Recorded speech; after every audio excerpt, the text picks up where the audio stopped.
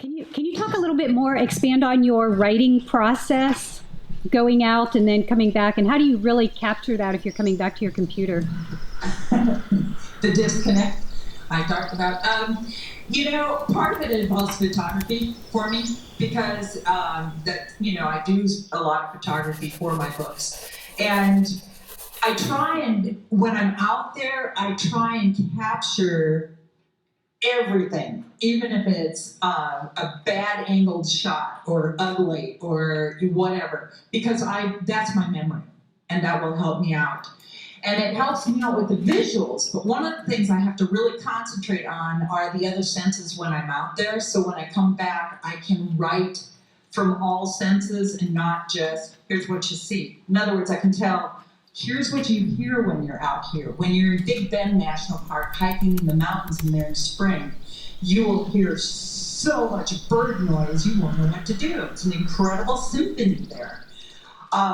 That's the stuff that I have to really work on and bring home with me, or those, the sounds, the smells, the touch, what does moss feel like? What are these rocks? Are they feeling, scratchy or smooth or what? I need to bring home those experiences in my head and remember those. My favorite way to experience a park is to go and sink into the place, to be there for a long time. To backpack, to hike, to float rivers, to spend the night, to look at the night sky, to watch its wildlife, to basically get to know the background of the park, the indigenous peoples, everything that there is to know about that park. And that takes time to do.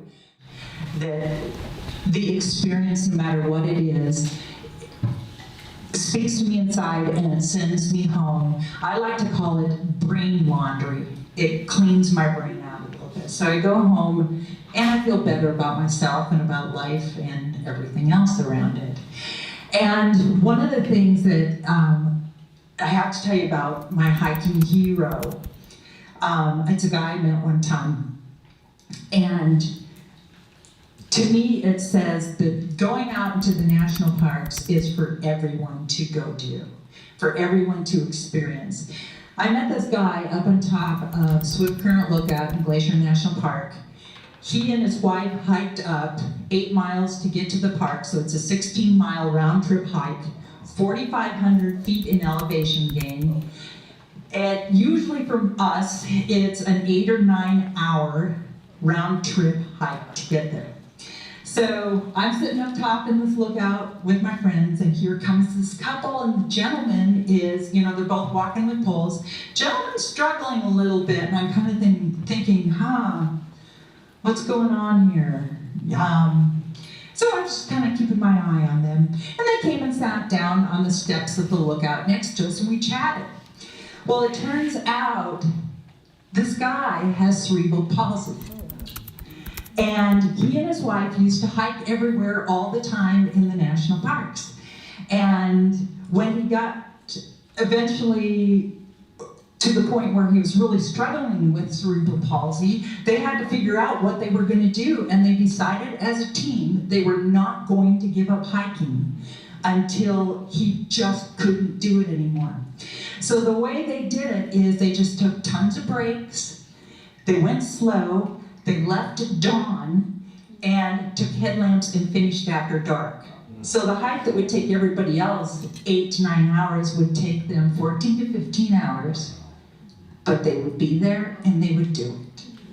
And to me, when I met that guy, it just spoke volumes. It was like, okay, this is what the parks are about. Geared towards people heading first time into hiking or first time into national parks, what to take and how to pack your pack. So if you see, my pack here has this crazy little hose sticking out of it. That's because I always hike with a water bladder inside. You want the heaviest things in your pack right next to your back. And that keeps your pack riding more ergonomically with your body. And it'll feel better, and you won't have to pull back on your shoulders. First of all, in the bottom of the pack, I always put my first aid kit because I have no intention of using it. So headlamp or small flashlight. The reason this goes, and it goes in the bottom of the pack, is again, I'm hoping not to use it. So I'm always packing my rain jacket, definitely, and sometimes adding. That's not how you would pack it. There isn't stuff in here. That's how I pack it. Just stop it. So, couple protection things I always take. Bug stuff. To keep the ticks off of you, you can use these sprays straight on your long pants. Sunscreen, definitely take sunscreen. As you go up in elevation, the radiation from the sun becomes more intense, so you definitely want to use sunscreen as you go up. And then here comes my favorite part of what goes in the pack, and that's food. You gotta have some snacks. And the reason I pack all the other stuff first is I want this stuff on top and accessible. But one of the things when you're hiking is the more that you can keep water going into your system and prevent dehydration and keep food going into your system in small amounts, the more energy you're going to have on the trail and the better you'll feel. Many of the national parks, you don't get cell service in the backcountry. So it's important, definitely take your phone in case you are in a place when an emergency happens and you can use it. But don't rely solely on that for your navigation. Take a map so you know where you're going.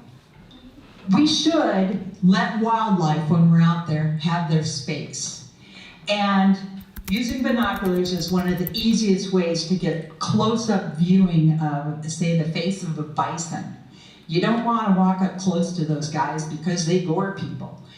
So if you keep a closable bag, a Ziploc-y type bag with you that you can always put every bit of trash in, it corrals your micro trash so it doesn't end up out there. And the last thing I like to recommend people take is reusable water bottles, rather than single-use water bottles that end up either in the garbage or in the recycling, and National Park Service has to deal with them then. So yeah, just a little bit on how to pack a pack. Give Becky a round of applause.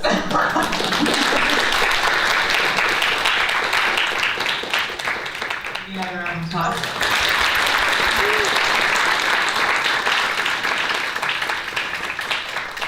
Thank you so much.